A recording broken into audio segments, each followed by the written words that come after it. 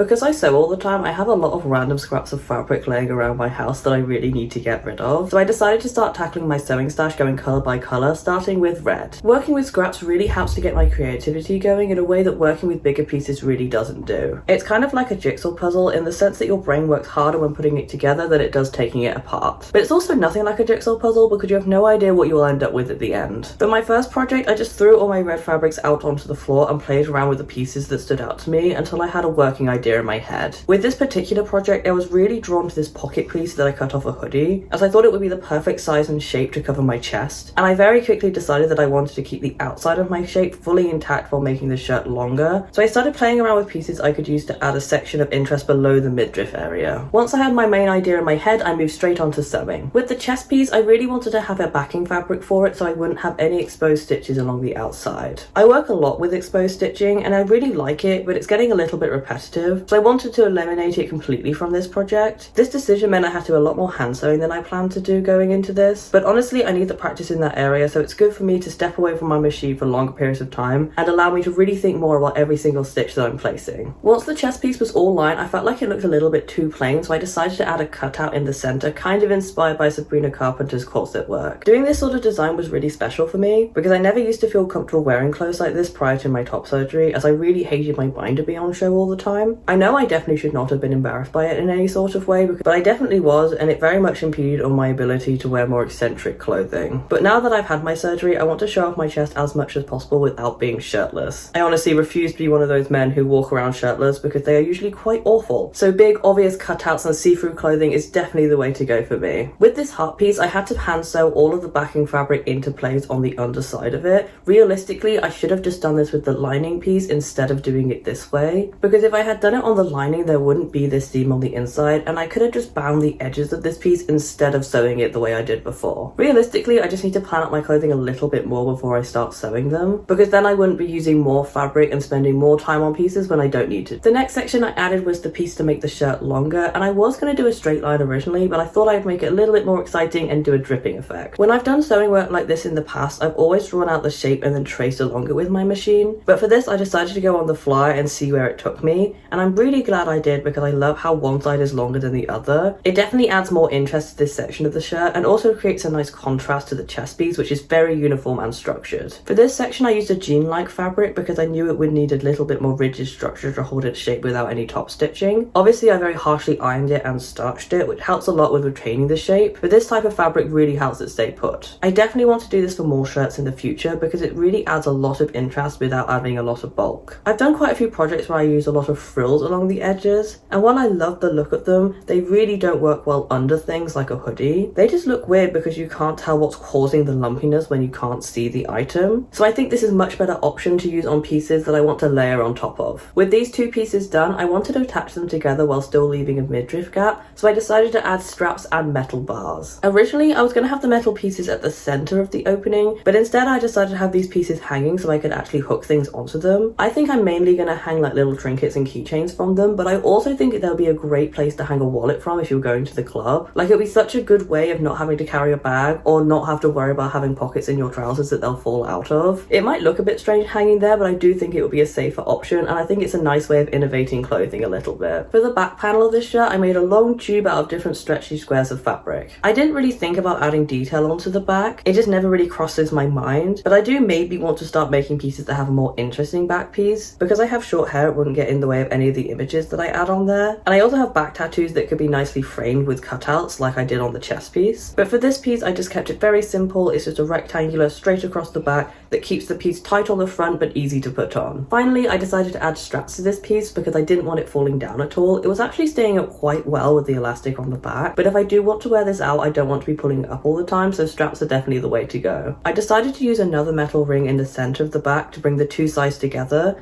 and then just threaded through a strap where the ends are much wider than the center. I did this because I didn't want to have narrow straps at the front, but I also have quite a small piece of metal that I had to thread it through, so it just made sense for it to taper in and out. Just like with the heart, I hand stitched the straps into place on the front of the shirt so I didn't have any stitches. And with that said, this piece is actually done and I can finally show you the final result.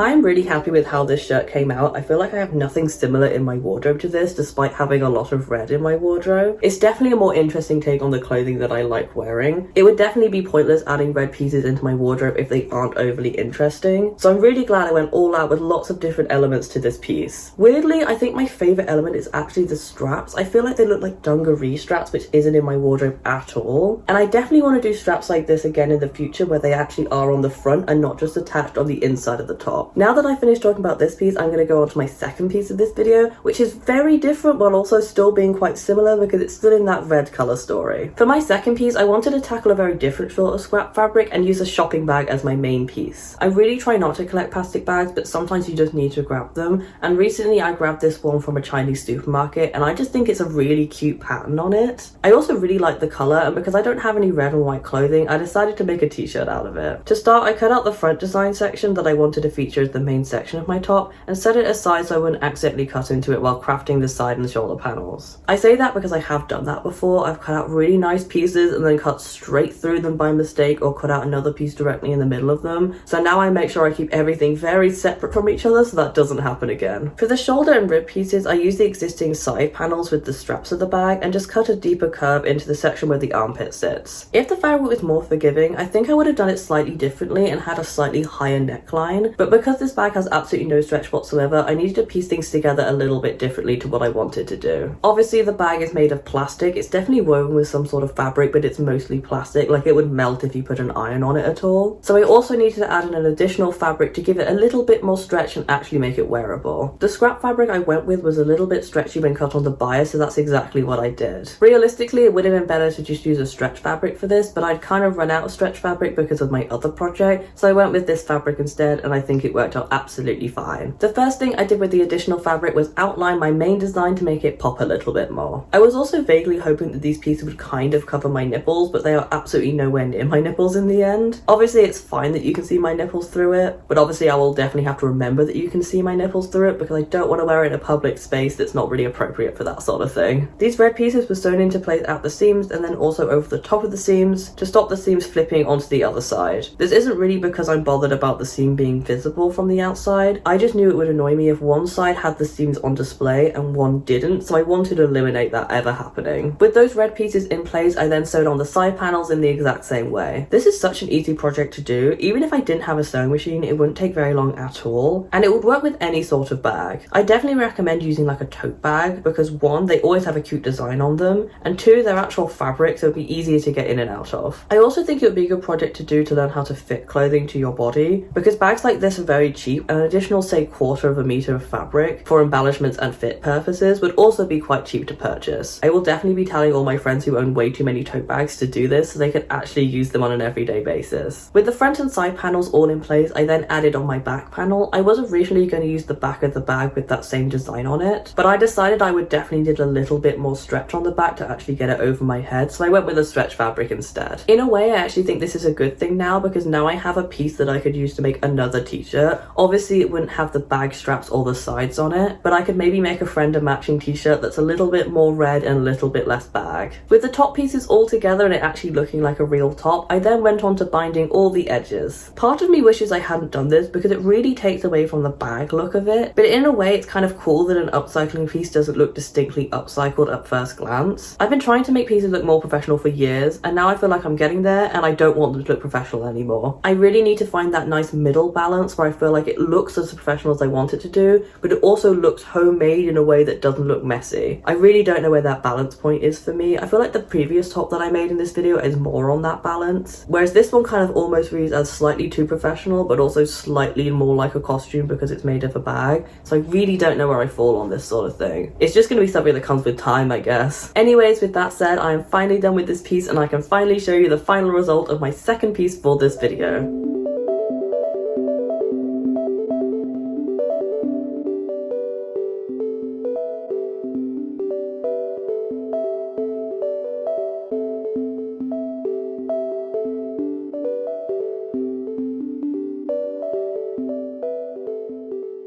Personally, I feel like this came out so cute and so wearable. I know it's a little bit ridiculous to wear a bag, but I really do like the design and I feel like it works so well as a t-shirt. I showed this to my boyfriend the other day and he says it kind of looks like a sports top because it's got these lines down the side and then a big image on the middle, and I really do agree with him and I think that's really cool, and it's something that I wasn't even thinking about when making it. So it's really nice that other people can see things in your work that you didn't even intend to do, and it actually elevates it a lot. Because he is correct, it's very much giving like Lola Bunny in Space Jam because she wears that really short crop top when she's playing, and I think that she looks really cool, so I definitely think that's a look that I would go for in my personal life. With that said, that is it for this video. If you did enjoy it, please give it a like down below, comment what else you'd like me to do, maybe another colour that you'd like me to do for my next scrap project, and subscribe as I post a new video every single week and I'd love to see you again. But until then, bye!